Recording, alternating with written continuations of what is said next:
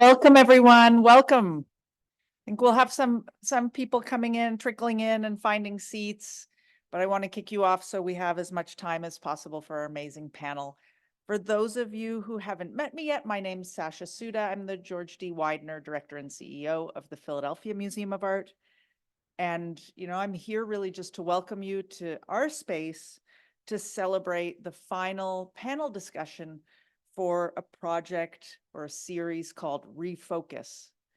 Now, Refocus is the 50th anniversary program of arguably the earliest major exhibition of women artists from 50 years ago, from 1974, called Focus. Both this series and the Focus series 50 years ago was organized by Diane Burko, Judy Brodsky, and Marsha Moss. And they're all three here, if you don't mind putting up your hands and just standing up.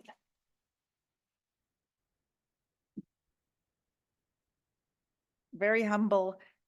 They'll certainly be around to chat a little bit with you. I think what resonates with me most is the energy that they bring to this project 50 years later, that they pulled everyone in the city together to be part of this. And really, it was my first week that I was invited to bring the Philadelphia Museum of Art into this program. And I can take no credit for that. My amazing colleague, Jessica Smith, Director of Curatorial Initiatives, worked hand in glove with this team to make this program come to life, and a variety of other synergies that we've had over the last year. So congratulations to the three of you and to everyone who's participated in this program, because it's just been a huge success and a big buzz. The major exhibition was at Moore College for this show, and there is a beautiful catalog. We have some here. I'm not sure how to procure them, but maybe Diane, you will share that with the audience afterwards, because we do have some in the house. So, why the PMA and why last? It's because we are about to open the Mary Cassatt exhibition next week. It's a show that you may not typically connect with feminist art history, but in fact, our curators, Jenny Thompson and Laurel Gerber, have done this incredible job unearthing some of Mary Cassatt's early writing, journals, and other just literature and reflection from the artist, really, which casts a whole new light on how we can look at Mary Cassatt, how serious she was as a painter, how she saw her work as a painter as labor, and really that she was in her own right a feminist in a period that really today is remembered as dominated by the male impressionists that we all know. So around the city, you'll see we are calling the show in most marketing spots Cassatt, because just like Picasso, just like Matisse, we are aiming to canonize Cassatt as a one-word phenomenon. So joining us today, we have a really incredible panel, and it's incredible for a variety of reasons. First of all, because all of the women on this panel are people that I respect deeply, but also because their collecting represents an incredible breadth of art history. So I'll start with, again, Jessica Todd Smith, our Director of Curatorial Initiatives, and the Susan G. Detweiler, Curator of American Art, who will moderate the panel. And she will be joined by Leslie Ann Miller. Leslie Ann Miller served as the PMA's board chair for 7 years up to last year, and really saw this institution through the volatility of the last several years, and has left her mark not only on it as a leader, but also as a collector who's in many important ways helped to shape our collections. Also joining us is another PMA board trustee and founder of the Foreman Arts Initiative, which she founded with her husband, Michael Foreman, Jennifer Rice. Jennifer is somebody who collects on the global level in terms of contemporary, but has also, together with Michael, played seminal role in supporting local artists here in Philadelphia. I would be remiss if I didn't mention Adjoa, who's joining us today. If you wave your hand, Adjoa. Adjoa is the inaugural executive director of the Form and Arts Initiative. And so in the great work you're doing, you've brought this incredible woman from the Brooklyn Museum now to get amazing stuff going here in Philadelphia. And then we have two fabulous visitors to the city. First, Anita Blanchard, who, working alongside her husband, Martin Nesbitt, is a celebrated collector of artists of African descent. This is somebody who over lunch was talking about the role that she played in making sure that Alma Thomas became part of the White House collection. I mean, that's history making and just was so inspiring for me. So thank you for sharing that. And also Sara, Vance, Waddell, who's focused on art by women artists as well. And so we're so grateful to all of you for being here. We're so excited to hear what you share with us. And I'd just like to welcome Jessica and all of you up to the stage so that I can be part of this audience.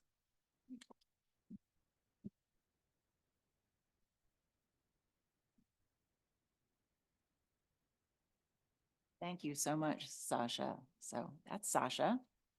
I'm Jessica. We've had introductions and we are going to welcome the panelists up to the stage in alphabetical order by first name. So if you'll join me up on the stage, that would be terrific. We're going to start the conversation off with a question that I'll address to all four of the panelists, same question. And then we're in for a real treat, and that each of our speakers has put together a PowerPoint of 5 slides of highlights from their collection or works that are thought that they would be particularly engaging for us to hear about. And that, so we will go through the PowerPoint and allow for their reflections, and then there will be time at the end of the presentation for Q&A. And with no further ado, you know what, I'll ask my first question standing, and then I'll join the illustrious seated group. So my favorite question to ask collectors is, how did you get started? When did the bug bite? When did you decide that you loved art and set off on the path of building these extraordinary collections that you now lead and stored and grow and change? I don't know if we're going in alphabetical order, but I'll start. With the first name of A and the last name of B, I'm always at the beginning unless they do reverse order. I'll say, actually, I'm an OBGYN. So I'm an OBGYN at University of Chicago, retired after 31 years of working there. And actually, I didn't know very much about art. I graduated from Northwestern with a science major.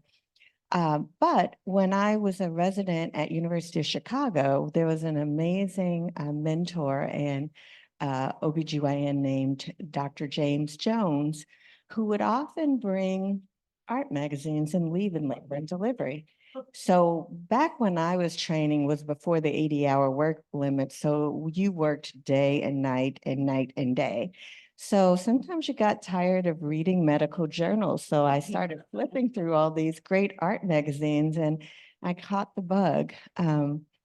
Over a cesarean section, I remembered asking him, hey, how'd you get interested in this art thing? And he told me all about it. And at the time, he was on the board of the Museum of Contemporary Art, and his wife, Jetta Jones, was on the board of the Museum of Contemporary Art. So later, we followed in his footsteps, and I actually am now on the board of both Art Institute and Studio Museum. And it's really been a labor of love. You know, medicine is a very concrete field. And when you get doctors together, we all just talk about medicine. My husband's a businessman. You get business people together, they talk about business. But when you talk to artists, you talk about everything. You talk about the beauty in the world. You talk about culture.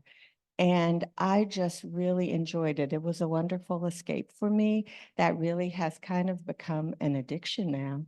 I remember when I was 25, I was still in residency. There was a art salon that someone did for young Black professionals, and she invited Betty Saar. Well, if you've ever met Betty Saar, you know she's a force. And so I remember meeting her and spending like 2 months' salary for this tiny, tiny, tiny Betty Sara, which I still have hung in my front room. And that really started things. I remember not telling my mother for years that I bought that piece of art because who would spend 2 months' salary on a tiny piece of art? But it really was amazing. And before I pass on the mic, I just want to thank everyone, the museum. I want to thank Diane, Marsha, and the amazing Judy Brodsky for inviting me here because it really is an honor and a pleasure.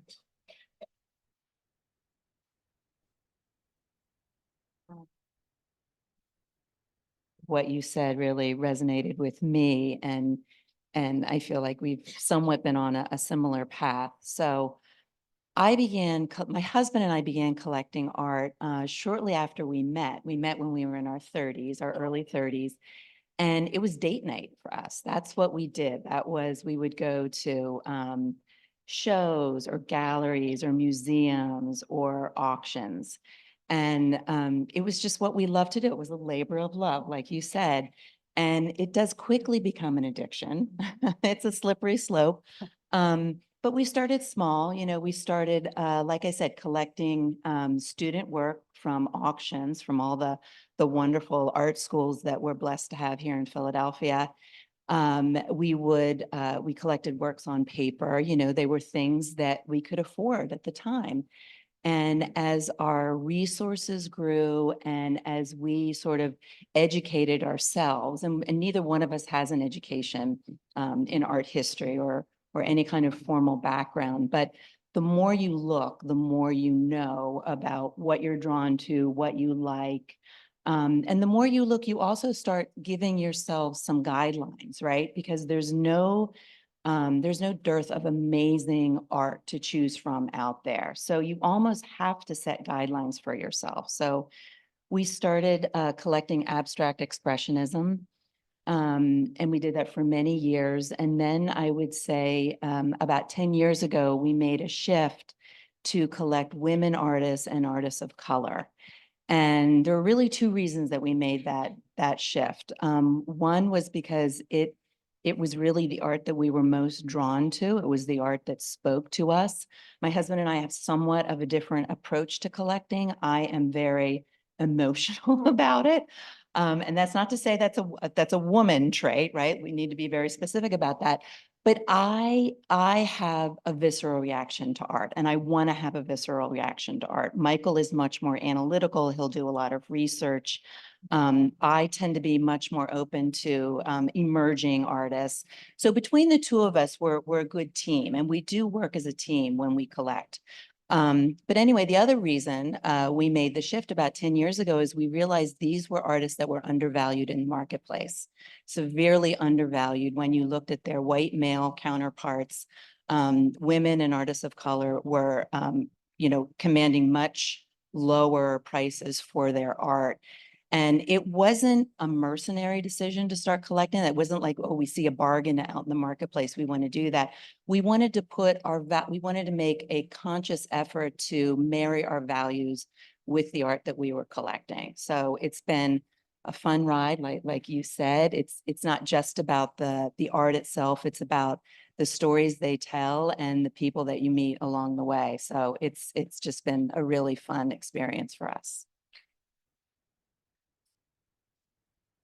Well, there's some consistent themes that are emerging, and I'm going to pick up and repeat them. My husband, Richard Worley, and I began collecting for a very practical reason, which was we needed to furnish a house. It was a house that we bought, as Richard says, in anticipation of marriage, one that was not my style, was too big. But as I'm fond of saying, I was agreeable back then, so we bought it and we were going to live in it. I grew up in central Pennsylvania with a mother and a grandmother who were occasional collectors. So I knew a dangerously little bit about collecting early American antiques and folk art. Richard, as I'm fond of saying, grew up antique deprived. But he recognized pretty early on in our relationship that if we were going to furnish this house, it would have to include at least some semblance of antiques. And by the way, in case it's not obvious, I think I am the antique on this panel and come at collecting from a very different way. It took us a couple of years to furnish our house, a la Jen and Michael. Richard quickly did what he always does when he becomes rabid about something, and that is he immersed himself in learning about some of the items that we might be buying. We made a wise decision, at least for us early on, that since we were in Philadelphia, which was known for the richness of the art that was produced from the 18th century to this day, of course, as well as the resources, the museums, the dealers, why not take advantage of it?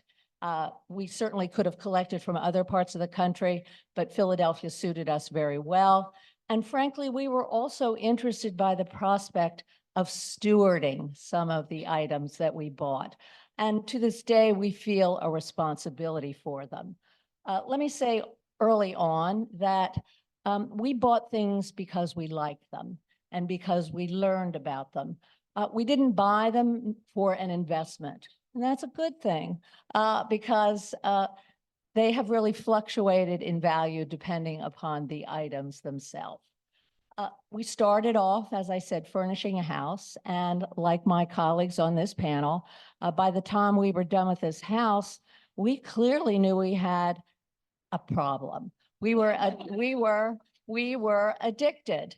And so we continued building upon the foundation that we had laid. But as is the case with so many collectors, refining our tastes as we blended high-style Philadelphia furniture and folk art, as well as other accoutrements, porcelain, needlework, as you'll see, blah, blah, blah. And as I think it's fair to say, the frenzy with which we bought picked up, and so did the shared passion. And lo and behold, what started to emerge was a collection, but more accurately, a collection of collections, because full disclosure, we're incapable of buying just one of anything, as you'll see. And 37 years later, although the collection is shifted in terms of focus, we are now at the point of refining what we have bought, actually looking back, starting to deaccession, because you can only put so many things in a house, and thinking about what treasures, what items that might augment our collection we still would like to acquire. It has clearly been not only an addiction, but it has been a shared joy for Richard and for me. As I told Jen, I married a man who clearly had fishing as his first love. I was a distant second, but happily we found this collection to share. And I think it fair to say that we have been good for one another. I, again, like Jen, just have reacted to items. Richard, far more academic, far more nuanced, but it has been a good blend. And so today we live in the same house, a house that I now truly love, and that we will continue to collect in for as long as we possibly can. It's really kind of cool to see some similarities in how we all collect. And one glaring difference is that you all collect with your spouses and I don't. I've done all this damage on my own. But I grew up in a really small town and I was never exposed to art. And it wasn't until I was in my mid-30s that I even walked into an art museum. Because the art museum at the time became a client of mine. My wife and I were both in advertising, and I started doing media planning and buying for the Cincinnati Art Museum. So I'm, going to meetings and I'm looking around and I'm like, wow, this is just really amazing. And it didn't take long for the bug to bite. And when it bit with vengeance. I started at that point getting on arts boards. I started getting on the Cincinnati Art Museum board, the Contemporary Art Center board. I started collecting, first off, art by Marc Chagall, Matisse, Picasso, old Cincinnati artists. That's where I started. And but where I am now is completely on the other side. I had a couple of great art mentors along the way. First of all, I had Tom Collins, who many of you know, director of the Barnes. He was the curator of contemporary art in Cincinnati eons ago. And he kind of got me started in contemporary. And then Phyllis Weston and Carl Solway are two art folks that are no longer with us, but I really owe a lot of my collecting to them as well. And it was Carl Solway who about 10 years ago told me, Sara, you need to start focusing and you need to focus on art by women because that's all you've really been collecting. And I'm like, oh, I didn't even think about that. But I'm like, that's really a great idea. So like you, I decided to start collecting art by women and artists of color for the same reasons you did. And I also want to add that I also collect emerging artists, young women who are just coming out of art schools in Ohio. Every year I collect 2 or 3 pieces. They come and visit our collection and I get to know them. And, now I'm just all art by women and artists of color, and I focus on contemporary art. The art that I collect is often thought of as thought-provoking, unless it's a lot of discussions, a lot of body parts, some of my friends would say. Political, sexual components, but I just, like you guys, I'm super obsessed. I have a super obsessive personality. And so when it comes to collecting art, I'm crazy. My poor wife is like, can you please stop or can you please slow down a little bit? And when you collect and you love to collect and the art bug has bitten you, you can't stop. And so I've tried to slow down. I've slowed down somewhat, but not a lot. And I will continue until they carry me out on a stretcher to probably buy art, much to I'm just, I just will. So that's, it's kind of where I am. I've come full circle in my collecting. Thank you all so much for sharing those beautiful and personal stories. And now that we know how they got started, we're going to have the pleasure of seeing some of the things that have ended up in these collections. So shall I hand you the clicker so you can advance, or would you care? Yeah.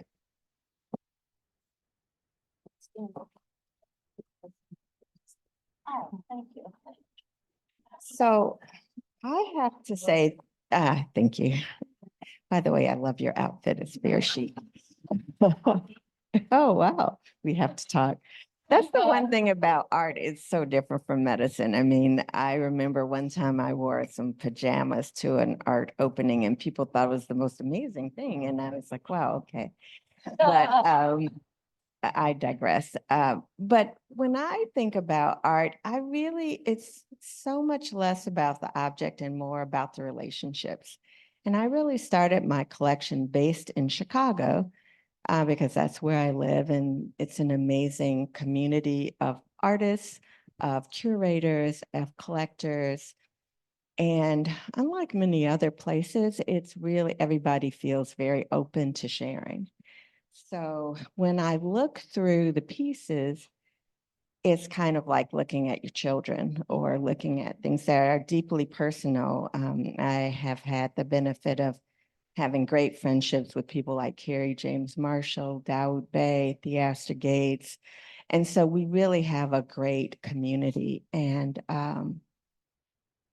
I'll start by just going over, it was really hard to send it. And poor Jessica, I think I sent her about It was so mean of me to make versions. these people choose only 5 things. because it's so hard. I mean, I had a bunch of different things and I said, well, I guess I should narrow on women. And then I guess so even until late last night, I was still sending her slides. So thank you, Jessica.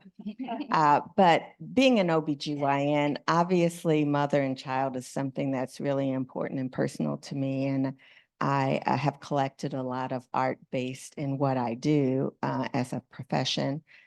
This piece I think is so amazing, and being Mother's Day tomorrow, it's fitting because I love the way the baby has this amazing gaze at the mom, and she really has a straightforward kind of view.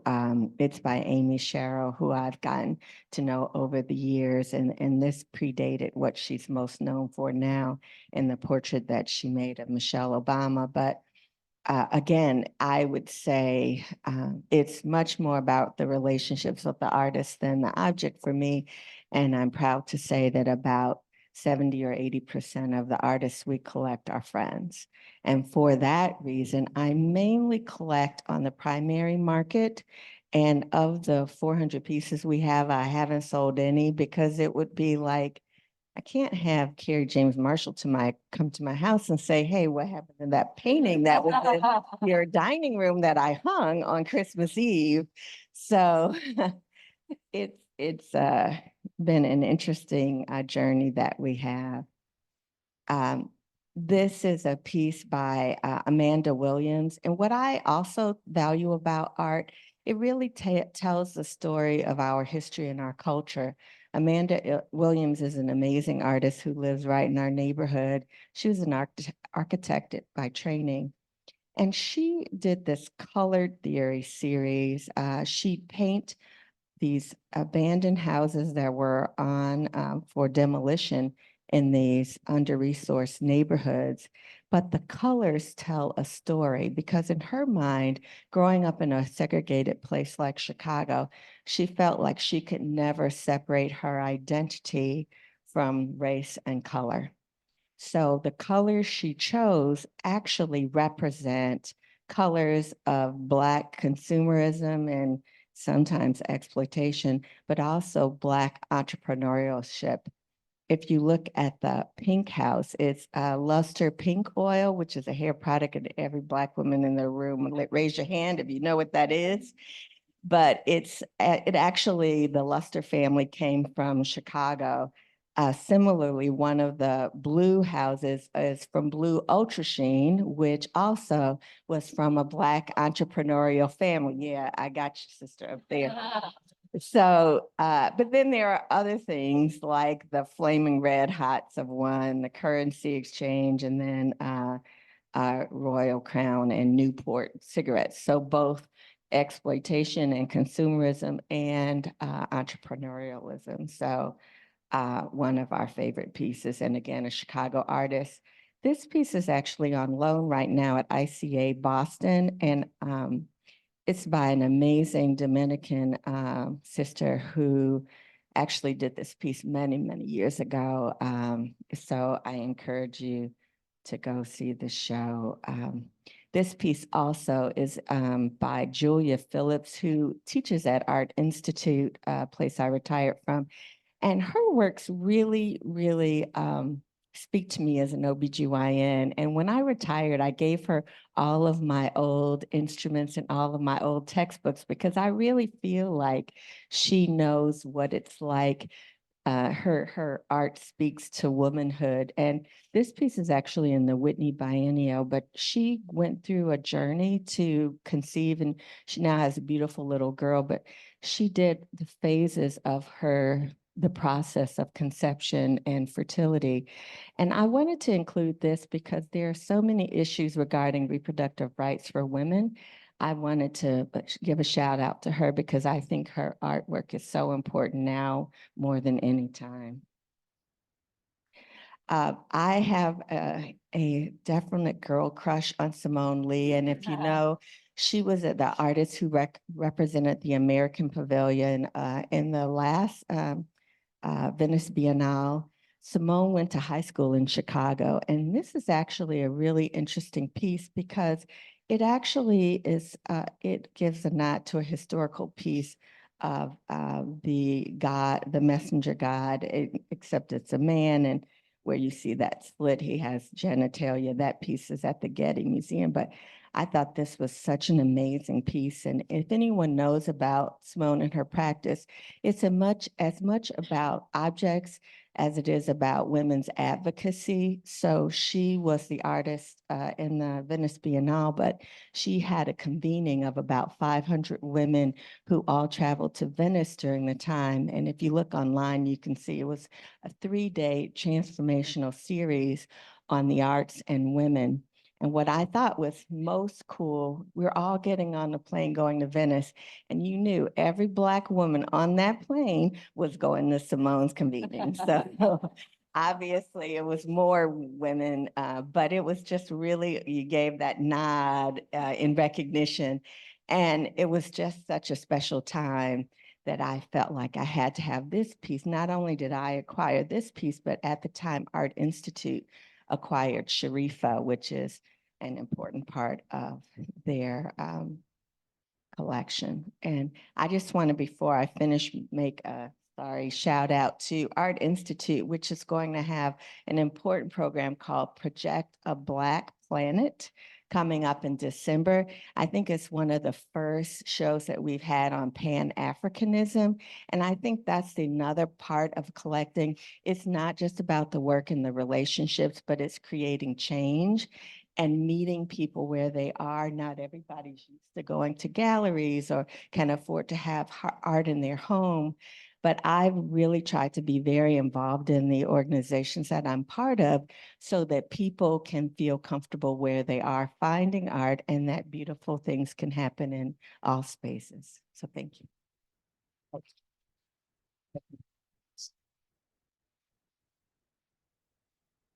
Well, thank you, Anita, for sharing those. I adored every single piece that we saw. Oops, wrong way. So this is a piece by Marlene Dumas, who is a South African artist who now lives in Amsterdam. There's an interesting story to this piece because Michael and I saw, there was a retrospective of Marlene's work 2 years ago at the Venice Biennale. And we saw the show and I left just completely blown away by the work. I was familiar with her, but you know, when you see an artist's work as a retrospective, you gain a completely different perspective on the sort of depth and breadth of their work. But I have to say, I left not feeling like I wanted to hang a Marlene Dumas on my wall. Some of her work is really, I would say, haunting. It's not necessarily imagery you want to live with. And one of the other rules Michael and I have for each other is we only buy art that we want to live with, that we want to hang on our wall and look at every day. But this past fall, we attended the auction previews for the contemporary art auctions. And this was one of the pieces that was being auctioned. And I just completely and totally fell in love with the piece. Michael and I don't often buy at auction, but again, I think when you're collecting, you have to be open to, you know, whatever comes your way. We weren't sure that we were going to be the winning bidder for the piece, but we were. I was thrilled to death that we got it. A little bit about this piece, it's big. I don't know if you can get a sense of it. The width of it, it hangs above our sofa in our living room, and it is the full width of the sofa. It's pretty big. She painted this piece in 1994, which was right after the end of apartheid in South Africa. And I've read a little bit about what she says about this work. And Marlene doesn't say a lot of specific things about her work. It's one thing that I love in particular about this piece is you are sort of left to wonder, you know, you have a lot of questions about the figures, like why aren't they, why are we looking at their backs? What are they talking about? Are they talking? What are they doing? But the piece is titled Love Your Neighbor. And what I see is, first of all, I love that they're nude figures, but it is not sexually explicit. I love that the pieces are the figures are fairly gender neutral, and racial neutral in some respects. So it's a piece by an artist I didn't know I wanted until I saw it, and I had to have it. So we are thrilled to be living with this piece. An interesting story because I think I told you Michael and I had shifted our focus to women and artists of color. Eric Fischel is a white male artist. So he did not fit into any of our parameters. But when I talk about collecting, I say you always have to be open to falling in love. And that's what happened with this piece. And Eric, like you mentioned, Anita, some of the artists have become friends. Eric has become a very dear friend of ours. This was a piece that he made in the summer of 2020, so during the pandemic. I also think work that was made during the pandemic is really fascinating. And I think we're going to look back on the body of work that was made during that time and see things that maybe we don't see now. We went to Eric's studio. This was June of 2020, and it was our first sort of outing. I mean, you remember what it was like then, right? Like we were locked in our houses. We weren't going out. This was really one of the first outings that we did during the pandemic. We had to go, we wore masks, we, tested before we went, all of that. So it was just the experience of looking at art in person again. And you almost forget how much you miss. I forgot how much I missed it until I didn't have it for months and months. And then the first time you engage with art, in person, it was really an overwhelming, overpowering experience.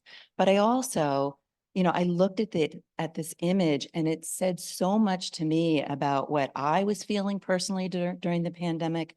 I think it was things that Eric was talking about. The horizon is very dark. It's very mysterious. You almost don't know, like it could be a seascape. You don't know 100%, but it's also, it's a mother who is protecting and maybe comforting her child, and she's wrapped in an American flag that is upside down. So there's so much to me that this piece is saying, and we are thrilled to have bought it, even though it broke all of our collecting rules. This is an interesting piece because I owe a little bit of a debt of gratitude to Eleanor Nairn, who is the new contemporary art curator here at the PMA. Eleanor curated a show of Lee Krasner's work. This was, I'm not sure how long ago it was, probably 5 or 6 years ago, could have been longer, at the Barbican. And I was familiar with Lee's work, but again, until you see a retrospective of somebody's work, it really makes you see it on a whole different level. Michael and I saw that show and just came away thinking like, we need, like, Lee Krasner needs to be in our collection. We just absolutely fell in love with it.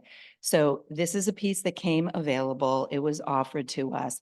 I love this piece, not only because it's a Lee Krasner, but this piece came from, so Lee had a show. Her very first show was a complete failure. It was panned by the critics. None of the pieces sold. At the end of it, she was devastated. She made the gallery give her back all of the work. She went back into her studio. She tore the pieces apart. She just shredded them. And after seeing the pieces, living on her studio floor for, I'm not sure how long, but a long time, I think, she started creating these works. So this work was built out of the pieces that were, panned and that nobody liked. And so she created an absolutely masterpiece out of something that had initially been like a source of, I think, torment for her. So love this piece.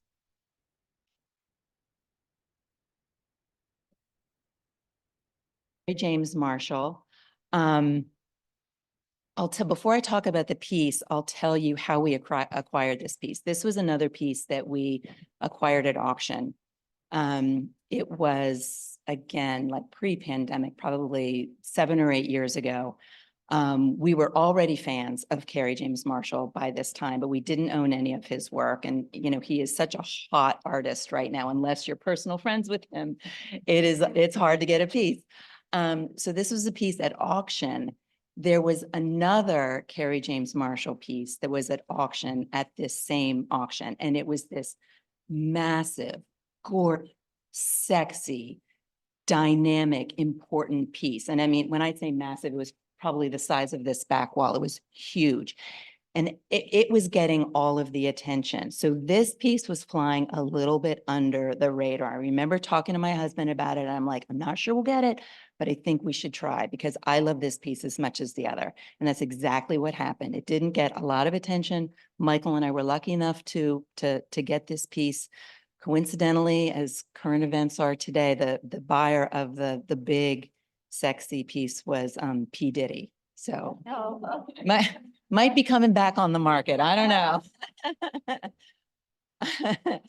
know. But in researching about this piece, it's interesting because Kerry James talks about how, you know, he's talking about like reclaiming beauty and what is the ideal figure. And he wanted to represent what is the ideal Black, you know, beauty. And he said he had even fallen into the trap of assuming that it was the, you know, the Renaissance, the woman, the Rubenesque figure, like that was the ideal of beauty. So he wanted to reclaim this and show a beautiful Black woman as the ideal of beauty. So I love what it says. Hesitated to choose this piece as one that I wanted to show because it doesn't photograph well. It looks like it's just a table, right? I love this piece because it is so much more than a table. You have to understand what the story is. So this is Doris Salcedo. She's a Colombian artist. And this is sort of it's a meditation on sexual violence. So in Colombia, I think it's 1 out of every 3 women experiences some sort of domestic sexual violence. What Doris does is she goes out, she goes into markets and she buys these tables that are typically used in, you know, households. There's nothing, you know, particularly special or unusual about the tables. She buys these tables, she brings them back into her studio and she smashes them. She smashes them into fragments that are like this big. And if you're up close to the piece, you can see the fragments. It's the date on the piece is listed 2018 to 2020 because it takes her 2 years to complete this work. She painstakingly puts the pieces of these wooden fragmented tables back together. And if you're standing next to the table, you can see she intentionally leaves some of it. Some of it is still ragged. It's not every piece is stitched back together, but it's really her sort of meditation on these women who have experienced these traumas. And you could see them and you could think that they're okay. You know, like they fit, there's no physical harm that you see on them. They seem like they're okay. But the trauma that they've experienced, the stories that they have inside of them, they will never be exactly as they were before then. And the other important thing to know about these tables is they are incredibly fragile. They're not like you can't place objects on them. They are very, very fragile. So again, it's, you know, collecting art for us has become, it's not just the art, it's not just the object, it's not just the artist, it's the stories that they tell. And sometimes they tell them in a way that just says so much more than you could ever imagine. So thank you. Good luck. Okay. All right, this is really going to be a test for me, so bear with me. In selecting the slides for you to see, I, like my fellow panelists, had a great deal of difficulty, Sophie's choice, when you love just about everything in your collection. So let me say at the outset, what I have attempted to do is show you examples of some key pieces from our collection that also represent important times in our 37 years of collecting, number one. Secondly, that demonstrate the way our collection, and indeed many collections, have pieces that speak to one another, have synergy between them, and also just demonstrate kind of the diversity of our passion, if you will. What you're seeing now, first of all, is an Edward Hicks Peaceable Kingdom, I'm sure known to all of you. You heard that I love folk art. And anybody who's a fan of folk art inevitably is drawn to Hicks. Like so many of the artists, both deceased and living, the artists themselves have wonderful stories. Edward Hicks was an itinerant sign painter who made his living traveling around, painting signs, and then creating several series. The Peaceable Kingdom, the most prominent, and the one that you see here is one of his later works. It's called The Serene Leopard. If you look at the leopard, I think you would agree that this is one serene creature. The earlier ones have far more ferocious faces. We bought this in the early 90s. It was the first really significant piece of art that Richard and I bought.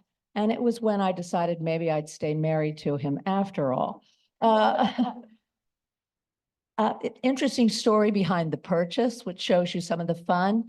We bought this from a dealer in New York who we knew, who exhibited among other places at the Philadelphia show, who had the piece on consignment from an infamous dealer named Andrew Crispo. He recently died. I'm sure many of you have heard of him. Well, we bought this. I fell in love with it. And lo and behold, within a week or so, the dealer called Richard and said, "You have to give that back." Crispo said he's going to murder me if he doesn't get it back. Richard came home and told me this story. And frankly, I think he was ready to capitulate and send it back. And I said, over my dead body, possession is 9/10 of the law. And so the Hicks stayed, and I really didn't speak to that particular dealer for a couple of years afterwards because I didn't particularly appreciate the way he went about this sale. But most importantly, I got a Hicks. We got a Hicks. To my earlier point about us not being able to buy just one, several years ago when I was in the throes of dealing with stuff at the museum, it was during COVID, Richard went to New York for Americana Week, and he came home after the preview and said, "I saw a glorious Hicks Peaceable Kingdom that's for sale." And I said, "Why would we want another?" And he said, "Well, it's blah, blah, blah." So he took off the next morning, he to New York, I to the museum, and Kathy Foster smiling because she, of course, had egged Richard on, having seen this painting up there.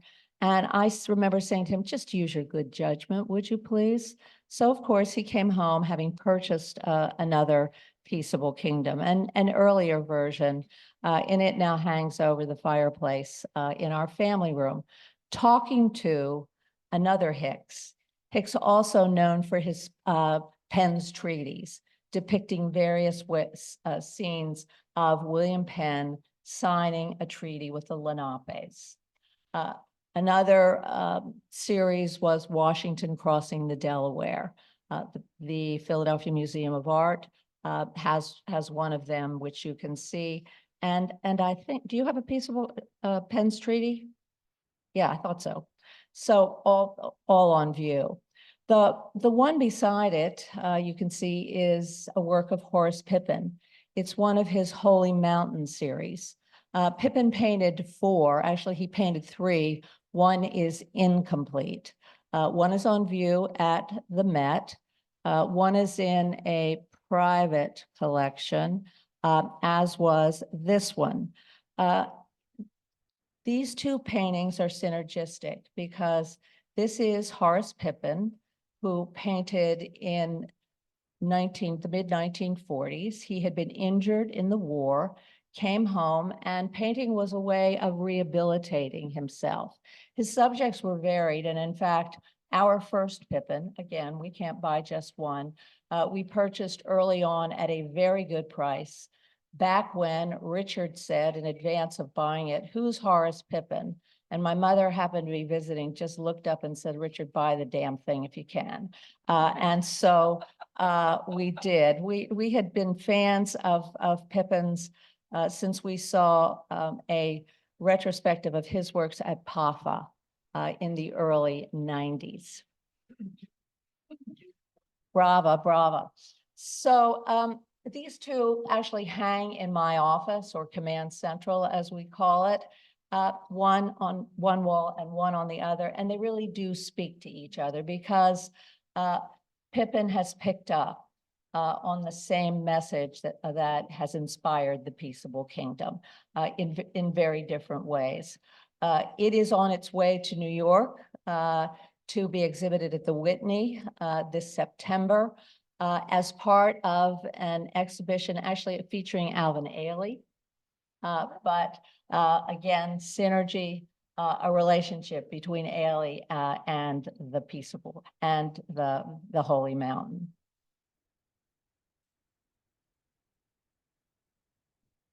Children.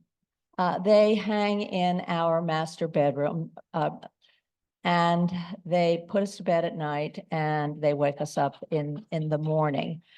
They are folk art paintings, artists still in dispute. Carol Soltis of the museum believes that they were painted by a Peel, one of the members of the Peel family. And a curator from Williamsburg who looked at them does not agree. My view, and frankly Richard's, is that we don't really care who painted them. We love them. We love the subject matter. We love the colors, and we love the composition.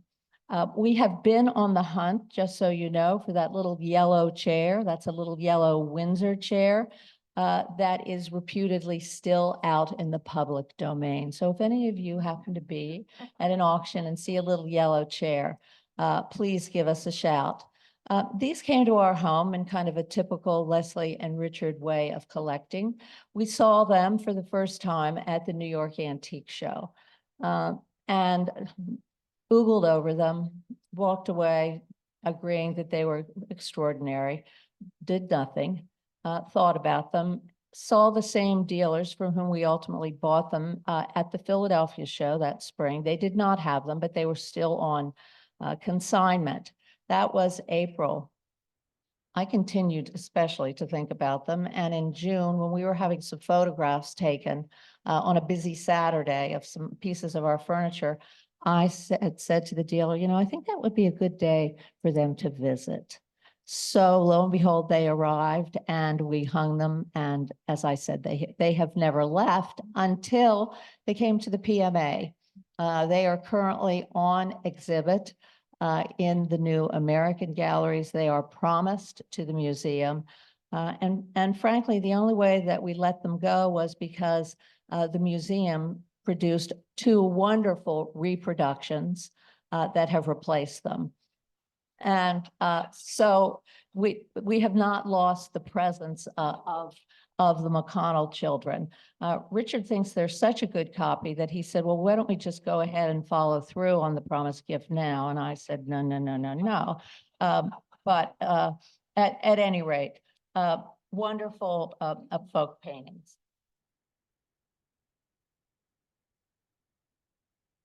Are an example of the furniture, the high style Philadelphia furniture that is part of our collection.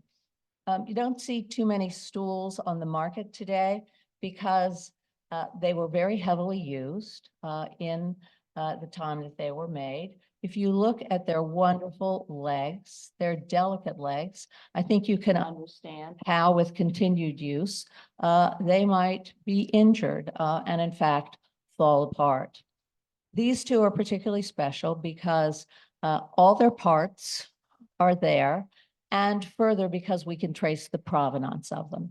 We know the family where they resided. We have a clear delineation of the line, and we have 2 of them. A good friend of ours who would be known to some of you has just one, and we like to tease him every once in a while and say that we have 2.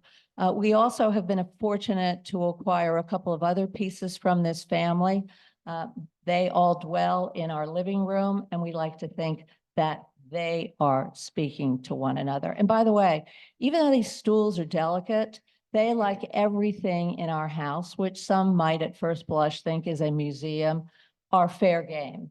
People and animals sit on them anytime, anywhere.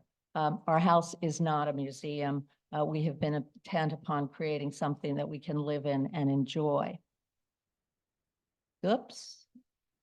As I've listened to both the previous panelists talk about women artists, all I kept thinking of is I don't really have that many women artists, but what I do have is a fairly expansive collection of the art of schoolgirls, needlework, again, from Pennsylvania.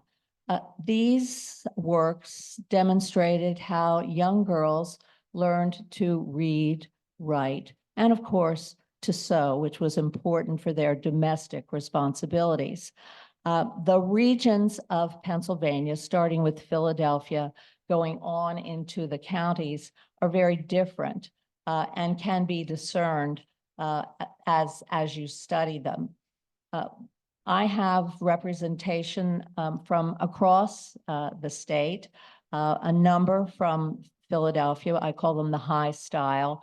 The counties, probably no surprise as you get into the folkier territory, are more exuberant in their designs, no less fine in terms of the quality of the needlework.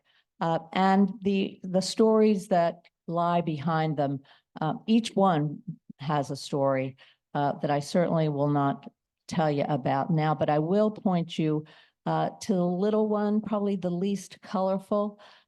From my vantage point, it's in the upper right corner. It is particularly rare because it was fashioned by a little Black girl. Little Black girls didn't spend a lot of time in these schools for girls. The needlework is extraordinary. It has been on exhibit here, and it represents not only the diversity in what can be found, but the diversity that we have looked for as we have continued to build our collection. I love these samplers. I think that they underscore the importance of a woman's education. These were little girls that were on their way, and I like to think that they not only made their mark on the world with these samplers, but in many other ways as they grew up. And finally, this is an Edmondson, a work by William Edmondson. It is our most recent acquisition. Edmondson, I'm sure, is probably known to many of you. A wonderful exhibition of his works was recently on display at the Barnes. Sheldon and Jill Bonowitz here in Philadelphia have a number of extraordinary ones. For those of you who might not be familiar with Edmondson, he too was an itinerant, if you will. He was a stone cutter. And he fashioned his works out of concrete. And that he has all different forms, everything from a bird bath to a mermaid to angels, you name it, it's there. We have looked at Edmondson's over the years. Way back when we were too stupid, we, of course, like many collectors, let one that could have been bought very reasonably get away. And since that time, we have been looking for one that might fit within our collection. This little lady, as she is appropriately named, came to live in our house 2 months ago. She is particularly appropriate in that she's a lady, which occasionally I like to think I am, but she's got a pocketbook. And who leaves home without their pocketbook? If you look at that pocketbook on the side. When she came to our house, she's in our family room on a windowsill. Which has a companion on the other side of the room. And Richard said to me after we bought her, okay, you've got your Edmondson. And I looked at him and I said, I have my first Edmondson. I said, Richard, there's another spot. And this little lady tells me with regularity that she needs a friend. So I promise you that maybe the next time we see one another, we will be lucky enough to have a friend for this little lady so that she too can say that she is part of our collection of collections.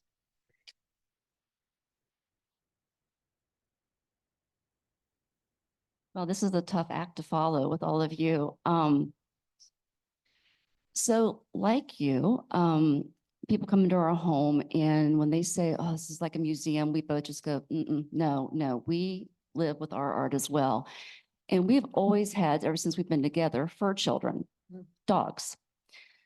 And as my wife would always say to me, be careful what art you put on the floor, because you know the dogs might get into it. And I don't think about that because I'm like, whatever. But there's many stories, but one in particular before I get started is that we had this amazing Tara Donovan sculpture that weighs about 185 pounds, made out of buttons and hot glue. And we had a West Highland Terrier, God love him, who passed away very suddenly a few years ago, named Oliver. And unbeknownst to us, he hiked up his leg and he peed on this Tara Donovan sculpture. And we didn't know it until I'd had some of my art handlers in, because we wanted to move it because it was in a really precarious place where people would be looking at this Damien Hirst piece on the wall above it and get too close to the sculpture. And I was afraid someone would step on it. So when the guys went to move it, it was stuck and everyone couldn't, like, why was it stuck? Dog urine. So I'm mortified. I'm thinking, oh my God, all my curator friends would just kill me if they know my dog peed on this Tara Donovan. But long story short is that we got it off, got the urine off, got it moved, and now it's in a place and it's fine. And, you know, it will never be, life goes on. And that's the way it is when you live with art and dogs. So, we built our home about 9 years ago, and our architect was charged with two things. I wanted walls for all the art. Michelle wanted windows for light. And so he did a pretty good job of adhering to both of us. He gave me this beautiful gallery that when you walk into our front door, it only houses art by women, and I rotate it a couple times a year. And so we had this agreement, any art that Michelle would not like goes in my gallery or in my office. Any areas in our home that we consider we're both in has to have work that Michelle is okay with it, seeing it. So like as I said earlier, remember, I started with Matisse, Picasso, and Chagall. And now please let me introduce you to Annie Sprinkle. Annie Sprinkle, actually, I first saw her work in 21C in Louisville. 21C are basically art museums and really nice hotels all around the country. A couple of art collectors from Louisville started them as a place to house all of their art, which is a great idea, but it's also another business, right, to have to do. But I first saw Annie Sprinkle actually in their bar, and they had bosom ballet. And so as most collectors, you know, I make notes, and then I go home and I look Annie Sprinkle up and learned a lot about her, that she was really first known as a sex worker, and that's what she did. And for so long, that's how she was known. And she also did a lot of performances. Well, one of her biggest performances was called Bosom Ballet.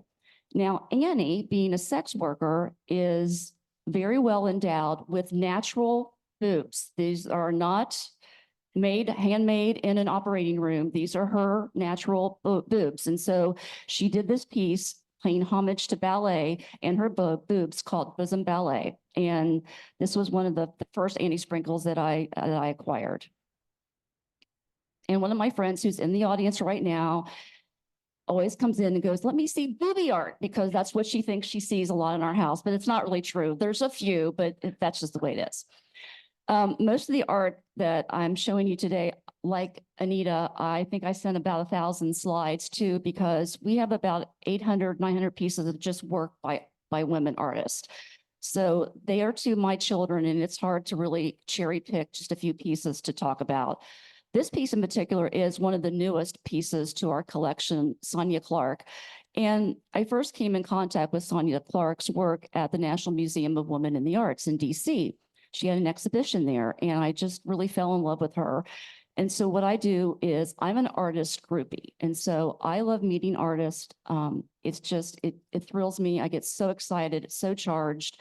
I'm like a kid in a candy store with them. And I had to meet her. So I got in touch with her like I always do, because collecting art by contemporary artists is so important to me, because like some of you, a lot of artists in our collection have become friends with both of us. And sometimes when I want to de-session a couple of things, and typically it's always by white male artists, Michelle will say, well, what about this, this, and this? I said, well, These artists are living and they're in Cincinnati, and that's just something you don't do. It's a code of ethics with artists and a collector. You do not sell their work, especially if they're living in your hometown.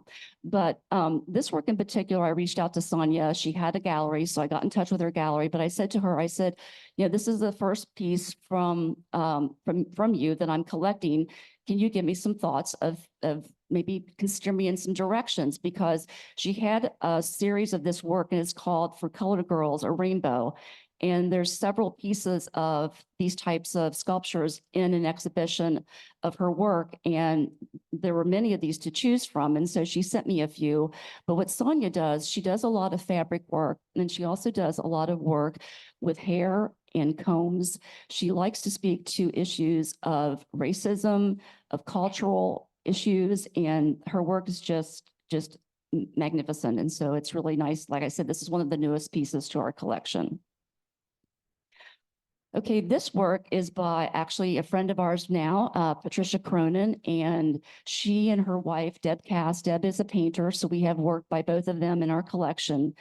Back in the early 2000s, Patty embarked on doing this work called Memorial to a Marriage. And because back then, same-sex marriage was not the law of the land. And like many couples, and like even Michelle and I thought, we'll never live to ever see same-sex marriage be legal. So Patty decided to basically do a sculpture for their resting spot in Woodlawn Cemetery.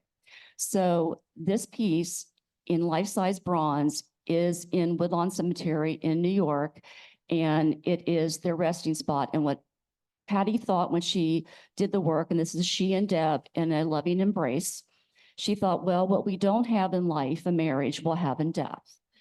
And it gives me chills because I always, when I'm asked to show work from our collection, this piece is always in it because it's a piece that actually speaks to both Michelle and I because of the subject matter and because we know both of them and they're very good friends of ours. Adrian Piper's work at the Contemporary Art Center in Cincinnati, gosh, probably 15, 18 years ago. There was an exhibition of her work, and I really loved it. She is an amazing artist, conceptual artist, activist. She's a philosopher. She lives in Germany now. She used to live in New York, and I contacted her. She handles her own work. So one of the few times that you actually get to deal with an artist one-on-one and not a gallery, which sometimes I love doing because you get really good pieces and they make more money and you don't pay as much. And it's a win-win, but I digress. But this piece really spoke to me, and I actually ended up getting this piece and another one of her New York Times pieces. And both of these pieces have traveled a lot. In fact, this work and the other one were in her retrospective at MoMA about 6 years ago. And currently this piece, think about it, is in Italy, where I'd love to be right now with it. So Michelle and I always loan our work. I feel art should be seen by as many people as possible. So we always, when asked, as long as the work is properly transported and insured and taken care of, I don't care where it goes. So that's fine. But I really love this piece because it says our families have been intermarrying for centuries. Think about it. And this is really one of her early pieces in 1987. And she originally designed this to be a billboard, but it never came to fruition as a billboard. So this is one of her pieces that I really love. This is by Margarita Cabrera. She is an artist originally from Mexico. And another place I saw this work again in the Contemporary Art Center. Going into museums is dangerous for me because I'm always seeing work I love and I'm always making notes. And I sometimes always come out of an exhibition going, I got to have something by this artist. But this piece is she has a series of work from this called The Space in Between. And what she has done is she's made all the green pieces that you see are old uniforms from Border Patrol. And she has gotten together with artists from Mexico, a lot of seamstress. Some women aren't artists themselves, but they are seamstress, and they work together to put together stories about how Latin Americans have felt in dealing with coming from their country around, going over the border in the United States, all the trials and tribulations that they've encountered doing that. So this is one of her pieces that she had. This was done in 2010, and it was one of her earlier works that I collected as well. And like I said earlier, a lot of work I collect, again, is thought-provoking. There's a story to it. Sometimes the story is not pretty because life isn't always pretty. So I like things that make you think. I love when people come in and I can talk about a work and explain to them what's going on and why the artist did what they did.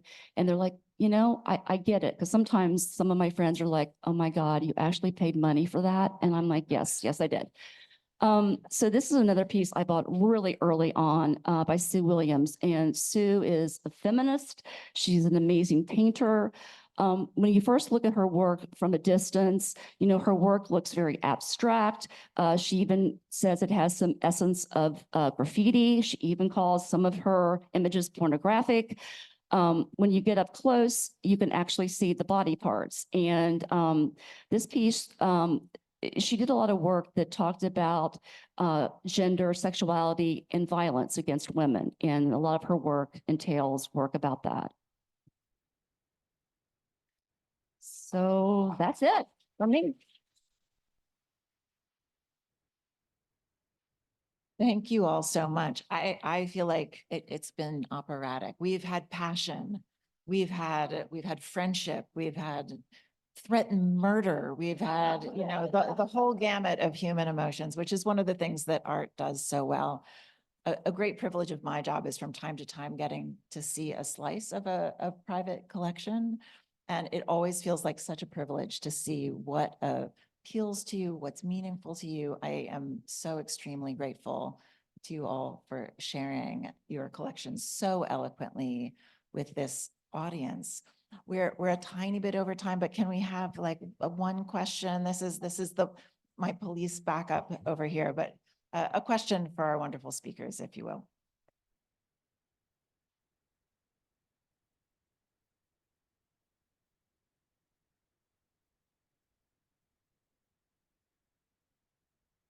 Questions? You will not be kicked out of the building right away. You're welcome to come up and just have it, or they'll come down and we can have it, gather towards the stage and we can have an informal word with our speakers who, thank you again to the Refocus team. Thank you again to our speakers and to the audience for being here today.